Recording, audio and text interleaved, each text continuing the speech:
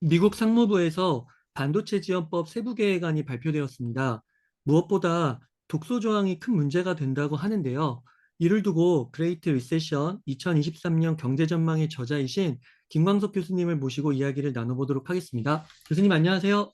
네, 안녕하세요. 네, 교수님 오늘 하루 예, 종일 이 반도체 지원법 예, 일명 칩스법이라고 해서 이게 네, 굉장히 이야기가 되고 있습니다. 맞아요. 예, 제1차 세부 지침이 공개되었는데요. 국내 네, 반도체 기업들에게 독소 조항이 문제가 되고 있다고 하는데 교수님 어떤 게 있나요? 네. 좀 오랜만에 우리 웅달님하고 거시 경제 말고 좀 마이크로한 이야기를 다뤄야 될 텐데, 우리나라에서 반도체 산업이 얼마나 중요한지 여러분 다 아시니까 그 산업에 어마어마한 일이 발생했다라고 본다면 우리 좀 알아봐야 되지 않을까라는 생각에, 네. 오늘 뭐 방송에서 많이 다뤘는데 여러분들께 또 직접 전해드려야 되겠다는 생각에, 아직 화장도 못 지우고 아, 네. 맞습니다. 자, 한번 일단은 화면을 몇 개 보여드리면서 이야기하겠습니다. 여러분 이 세부 내용을 뭐 다 아실 필요까지는 없을 것 같은데, 어쨌든 방금 말씀하셨던 그 지침안, 세부 지침이 발표된 겁니다. 이 지침에 대해서 여러분께 좀 보여드린다면 아마도 요런 것 같습니다. 이 보이시죠? 좀 요약을 해 보겠습니다.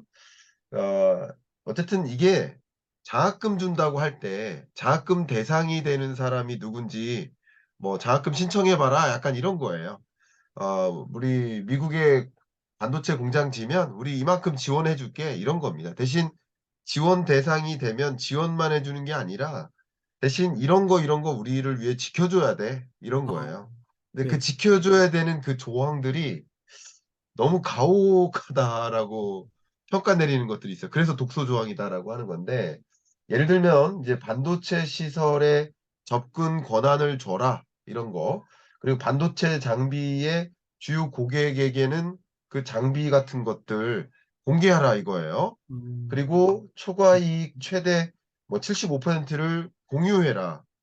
반도체 사업하고 지원금 줬으니까 지원금의 75% 만큼은 이익이 많이 발생하면 또 미국에 다시 돌려줘라. 뭐 이런 느낌이고요. 그 중국에다가는 추가적으로 뭐 "설비 투자하지 마라." 이런 내용들이 포함되어 있어요. 그래서 이게 주로 우리가 꼽는 그 독소 조항들이고요. 지금부터 이 구체적인 거 이제 하나하나 어떤 내용인지를 좀 확인해 보고, 이게 우리 경제에 어떤 영향이 있을지, 또 우리 삼성전자나 SK하이닉스에게는 또 어떤 영향이 있을지 하나하나 살펴보면 어떨까 생각이 됩니다. 네. 와, 이 반도체 보조금을 받으면 시설 장비를 공개하라 하는데 이거는 첨단 기술 아닌가요? 맞아요. 예. 와, 이 말 그대로 교수님 이거, 첨단 기술 공개에 해당되는 거죠. 와, 네. 교수님 이거 좀 자세히 좀 알 수 있을까요? 네. 제가 그 예를 한번 들어 볼게요. 얼마 전에 삼성전자 반도체 사업부에 강연을 갔었는데, 갔다가 나올 때 제 이제 갖고 다니는 백이 있는데 백에 USB가 있었던 거예요. 어, 네. USB가 있다는 것을 알고 그쪽에서 그것을 소위 말하는 압수를 했어요. 제가 강연자 자격으로 갔는데도. 어, 그래서 한 3주 정도 반출이 안 된 바 있었습니다. 아, 정말요? 그 USB가 반출되려면 소위 사장님까지 보고를 거쳐야만 하는. 제가 와, 무슨 말씀드리는 거냐면, 그 첨단 기술이 유출되지 않도록 그 보안 영역에 정말 엄청난 신경을 쓰고 있다. 라는 그 일례로 제가 말씀드린 겁니다. 어느 정도 심각한 건지 이제 말씀드리는 거예요. 왜냐하면 반도체 기업한테는 당연히 그 기술이 얼마나 그 경쟁력 그 자체 아닙니까? 그죠? 그래서 초격차라는 이름까지 등장한 거잖아요. 아예 기술적인 격차를 벌려 놨을 때 의미가 있다라고 보는 거예요. 정말 절대적인 건데, 근데 미국은 이 명분이 뭐냐면 보조금을 주긴 주지만 국방부라든가 뭐 안보기관이라든가 이쪽에 장기적으로 우리 미국의 반도체 공장지인 파운드리 공장한테 그 장기적으로 반도체를 조달하게 해 주겠다라는 그 방향성을 제시한 거예요. 그래서 제가 아까 보여 드렸던 그게 어플리케이션에 해당된 우리 응모서, 응시 원서 같은 거예요. 쉽게 말해 그런 것도 들어가 있습니다, 거기에. 거기에 당신네 그 지원하는 우리 한국 기업들도 포함해서 혹시 국방 안보적으로 이 반도체가 활용될 영역이 있다면 약간 가산점을 주겠다라는 식으로 했는데, 그럼 어쨌든 국방부에서 그 반도체를 쓰긴 쓰겠다. 그러니까 미국 국민의 혈세를 동원해서 해외 반도체 기업에게 지원해 주겠다는 거예요. 여야가 다 박수친 거예요, 이게. 근데 그게 명분이니까 당연히 안보적으로, 국방적으로 그 기술에 대한 내용을 향후에 계속 공개해야 되지 않겠느냐라는 그 조항이 달려 있었어요. 근데 이것은 앞에 말씀드렸던 것처럼 이 첨단 기술이 유출되지 않도록 보안을 엄청나게 신경 쓰고 있는데 그 기술력이 공유되고 빼앗길 우려가 있잖아요. 그래서 이건 굉장한 문제가 되지 않겠느냐라는 관점의 소위 독소 조항. 네. 첫 번째 내용. 독소 조항이 여러 개가 있지만 함축해 보면 그 첫 번째가 이 첨단 기술 공개라는 영역에 어떤 독소 조항이 있다. 이렇게 해석해 볼 수 있겠습니다. 와, 그러네요. 요즘, 와, 뭐라고 네네. 말이 안 나올 정도로 네. 이렇게도 할 수 있구나라는 생각이 들기도 하는데요. 네. 교수님 또 두 번째로 아까 보여주신 걸 보니까 초과이익의 75%를 공유하라. 네. 이 부분도, 와, 어떻게 되는 건가요? 일단 기본적으로 미국의 우리나라 기업이 만약에 반도체 기업들이 예상 외에 뭐 이익을 거둘 수 있잖아요. 그럼 그건 초과 이익분이잖아요. 그럼 초과 이익이 발생하면 특정 부분을 미국 정부와 공유하자라는 거예요. 대신 왜냐면 우리가 투자해 줬으니까 그 뜻인 겁니다. 예, 강제 규정이고요. 최대 뭐 공유받은 그 지원 보조금의 한 75% 정도 와, 그렇게 지원해 주겠다라는 그런 내용인 거죠. 그래서 결국 그 돈 받아 가지고 미국은 또 미국 내 뭐 기업들로부터 이 초과 이익분을 받았으니까 그걸로 또 반도체 생태계를 강화하겠다. 뭐 이런 음, 내용인 거예요. 그러려면 또 뭘 해야 될까요? 초과 이익이 발생했는지를 확인해야 될 거 아니에요? 그러면 뭐를 공유해야 될까요? 회계장부를 공유해야 돼요. 어, 재무제표를 재무제표, 그죠? 현금 흐름표, 뭐 수익성 지표, 각종 뭐 그리고 뭐 생산량 지표, 원자재 출처, 와, 상위 10대 고객사는 무엇인지, 그죠? 그 네, 생산 장비, 원료는 무엇인지 이런 관련된 모든 회계 서류를 다 공유해야 된다는 거예요. 이 영업 기밀 아닙니까? 영업 기밀을 요청하는 그런 행위가 될 수 있겠죠. 경영 활동 자체를 이제 어떻게 보면 감시받는 느낌이 될 수 있겠죠. 그러니까 이런 초과 이익 공유가 간단한 것이 아니라 정말 이 소위 이제 이런 영업 기밀을 공유하지 않는 것이 하나의 경쟁력인데 그걸 이제 막게 만드는 요소니까 이거는 좀 강한 압박이 될 수 있겠다라고 볼 수 있겠습니다. 와, 지금 말씀해주신 내용을 받아들일 수는 절대 없을 것 같은데요. 받아들이기 쉽지가 않죠. 와, 네. 예. 그렇군요. 네. 교수님 또 한 가지가 중국 투자 확대 제한. 이 네. 부분은 또 네. 우리나라하고 중국 간의 관계가 좀 걸릴 것 같은데, 예. 사실 그 중국이 또 주요 저희들의 시장이기도 하고, 네. 또 삼성전자나 하이닉스랑 또 공장이 건립되어 있기도 하잖아요. 네네. 아, 거기에는 또 영향이 없을까요? 영향이 있죠. 이게 아, 한마디로 요약해 본다면 "우리가 보조금 50억 줄 테니까 중국에 공장 짓지 마." 이거예요. 방송에서 뭐라고 표현했냐면 "병 주고 약 주고다."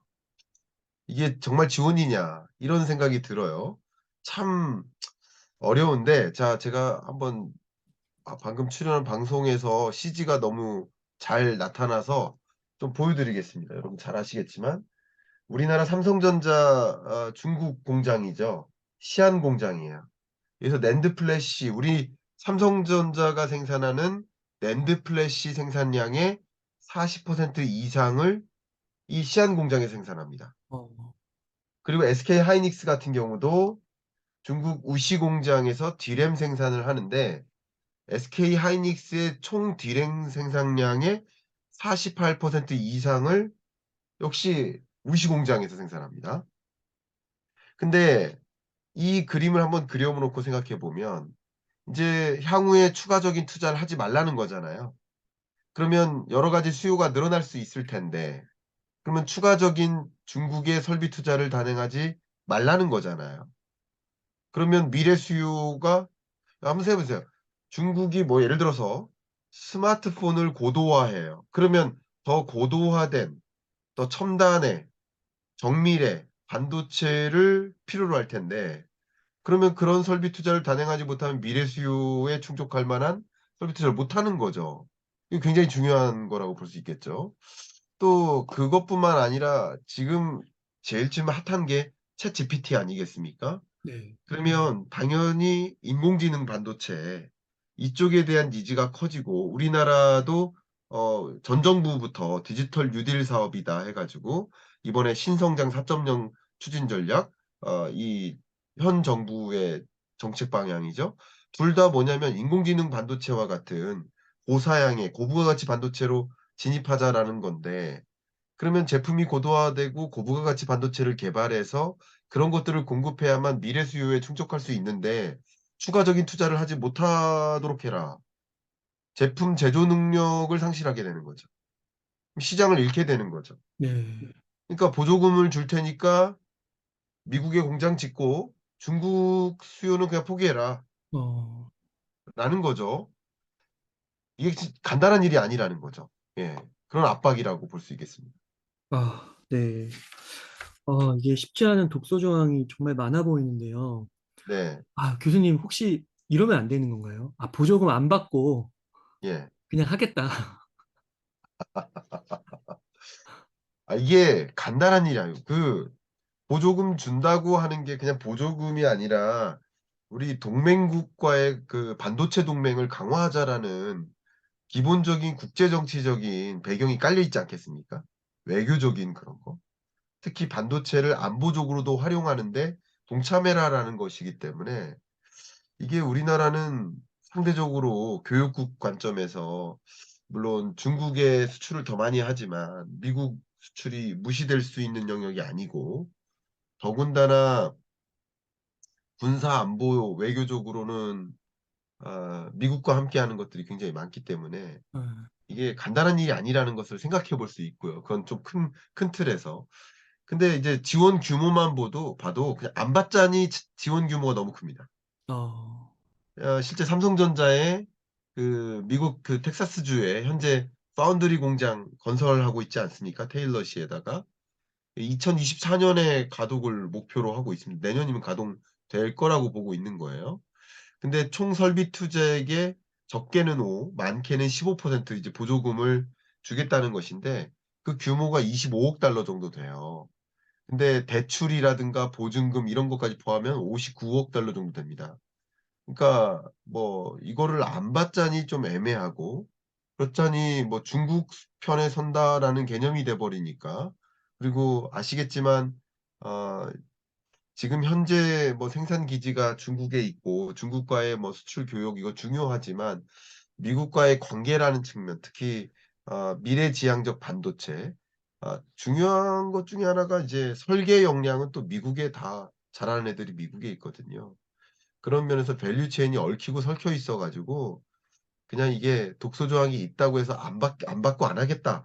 이렇게 그냥 단도직입적으로 판단하기가 굉장히 어렵습니다. 그래서 삼성전자 입장에서도 면밀히 검토를 해 보겠다.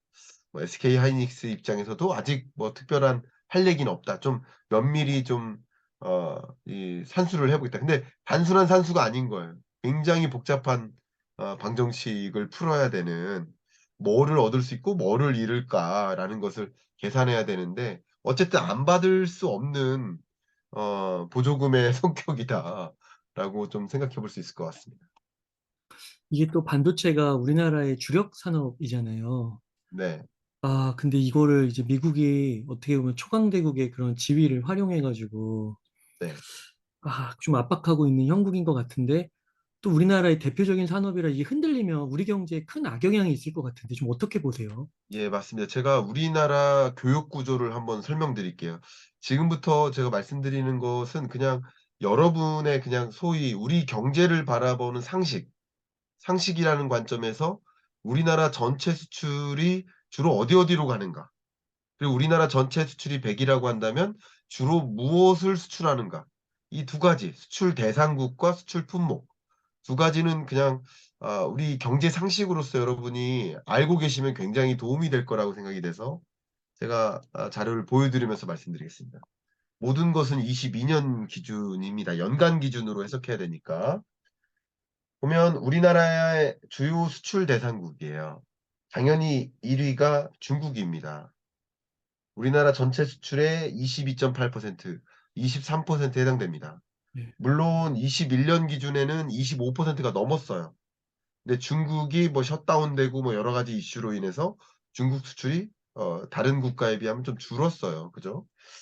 근데 미국도 무시 못할 수출 대상국이에요. 16%입니다. 그러니까 중국과 미국을 그냥 단순히 합치면 우리나라 수출의 거의 뭐 40% 가까이가 되니까 절대적이에요. 그러니까 둘 중에 무엇을 취할래? 그냥 이것만 보고도 간단한 계산이 아니라는 거죠. 그죠? 간단한 계산이 아닙니다. 그다음 품목별로 볼게요. 우리나라 전체 수출의 반도체가 대략 20% 정도 차지한다. 연마다 다른데 22년이 반도체 수출이 부진했던 해예요. 그래서 좀 줄어든 것뿐인데 어쨌든 19%가 반도체 수출이었다. 22년 한 해 동안. 어마어마한 비중입니다. 이게 얼마나 어마어마하냐. 우리 자동차 수출 엄청나게 하잖아요. 아, 그 자동차 수출이 그래 봐야 보세요. 8%가 안 됩니다. 어, 자동차 부품 수출도 많아요. 그럼 자동차와 자동차 부품을 합하면 11% 정도 됩니다. 그런데 반도체 반 정도밖에 안 돼요. 네. 그럼 반도체 하나의 수출의 의미가 얼마나 큰 것인지. 우리 그만큼 뭐 스마트폰 수출 많이 한다, 가전제품 수출 많이 한다, 뭐 이러잖아요. 근데 여기 무선통신기기가 스마트폰이라고 볼 수 있어요. 여기에는 스마트폰과 스마트폰 부품이 포함되어 있어요. 어, 근데 상대는 근데 그게 2.5%밖에 안 돼요. 반도체 수출이 얼마나 큰 건지 여러분 가늠을 하셔야 됩니다. 가전제품이요. 가전제품 우리 LG랑 뭐 삼성전자랑 가전제품 수출 많이 하죠. 에어컨, 텔레비전, 뭐 냉장고, 세탁기 얼마나 수출 많이 합니까? 백색가전, 텔레비전과 같은 뭐 이런 거 다 포함해서. 그거 다 합해도 1.2%밖에 안 됩니다. 반도체 수출 하나랑 비교해 보세요. 어마어마한 차이예요. 근데 그 반도체가 우리나라 수출의 20%나 차지하는 그 반도체. 그 반도체 수출액의 절대적인 비중이 중국으로 갑니다. 어, 41%나. 미국으로도 7.7% 무시하지 못할 만큼으로 가요. 그러니까 이게 문제예요. 우리 수출이요. 지난 10월부터 이번 2월까지 5개월 연속 마이너스입니다. 우리나라 수출 증가율이.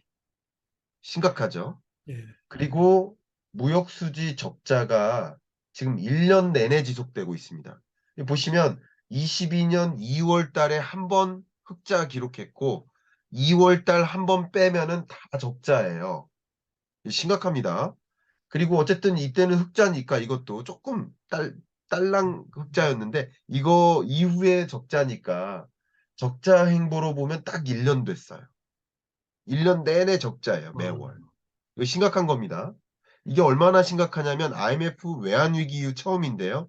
IMF 외환위기 때 이랬습니다. 95년부터 97년까지 보세요. 97년 11월까지인가 계속 적자입니다. 29개월 연속. 이때 IMF 외환위기 왔던 겁니다. 그러니까 물론 이것 때문에 IMF 외환위기 온다는 것이 아니라 이때 29개월 연속 무역 적자였고 그게 굉장히 큰 어, 어떻게 보면 우리나라의 그 외환 보유고도 축소되고 여러 가지 문제를 가져다 줬던 외환 위기에 처하게 됐던 그 배경 중에 우리나라가 수출로 먹고 사는 나라가 수출보다 수입이 더 많은 거예요, 지금. 그 간단한 일이 아닙니다. 수출로 먹고 사는 나라가 아니면 모르겠어요. 근데 수출로 먹고 사는 나라가 수출이 지금 1년 동안 마이너스고 그 무역 수지 적자 규모로는 우리나라 역사 이래 최고치입니다. 이 어마어마한 무역 수지 적자 규모 475억 달러. 역사상 최대치의 무역 적자예요. 근데 이 무역 적자가 야기된 이유가 뭘까요? 앞에 말씀드렸던 반도체 수출이라는 거예요. 이유 어, 중에 하나가. 반도체 수출이 지금 2월 달 마이너스 42.5%. 어, 근데 1월 달도 마이너스 44%. 지금 반도체 수출이 계속 마이너스예요. 이것은 이제 경기 침체 국면에 나타나는 거예요. 반도체 수출이 호락호락하지가 않습니다. 왜냐하면 경기 침체 국면이다. 그러면 기업들이 뭐예요? 설비 투자를 줄여요. 그럼 설비 투자를 줄인다는 얘기는 반도체가 필요 없어지는 거예요. 수요가 줄어요. 그리고 반도체가 뭐예요? 부품이잖아요. 우리 반도체를 안 사잖아요. 내구재에 들어가는 거예요. 여기 웅달님 쓰고 계시는 PC에, 우리가 쓰고 있는 이 스마트폰에, 여기에 들어가는 부품이 반도체인 거예요. 그죠? 자동차에 들어가는 부품인 거예요. 근데 경기 침체 국면에 수요가 급감하는 게 뭐라고, 그때 제가 뭐라고 했습니까? 내구재라고 했잖아요. 네. 내구재 수요가 급감하잖아요. 그럼 내구재를 이런 거 생산하는데 조달 계획을 미리부터 한다고 말씀드렸죠. 앞으로 경기 침체가 올 것 같아. 그러면 이거 생산 용량을 줄여야겠어. 그럼 이거 조달 계획을 줄여 잡겠죠, 당연히. 그러니까 반도체 수요가 주는 거예요. 수요가 주니까 반도체 가격도 떨어져요.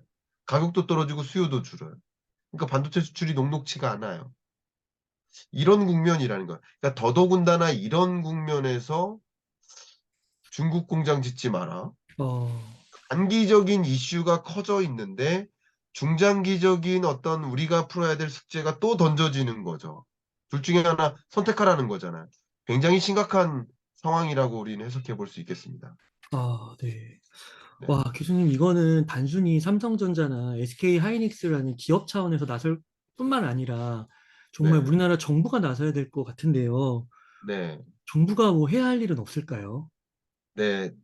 저도 이제 웅달님하고 통화하면서 말씀드렸지만 지금 이 사태가 너무 심각한 상황이어가지고 제가 주식 투자 관점에서 거론을 하고 싶지는 않습니다. 그냥 우리가 어떤 방식이든 뭔가 해결책을 모색했으면 좋겠다. 그것뿐이고요. 기업도 해야 될 역할이 있지만 뭐 저는 뭐 기업에게도 말씀드릴 수 있겠지만 정책적으로 고민해야 될 게 너무 많다. 이거 그냥 지켜만 볼 사항이 아니다. 이 말씀을 좀 강조해 드리고 싶고요. 어쨌든 단기적인 대응 전략이 필요하겠고 장기적인 해안도 모색을 해야 되겠죠.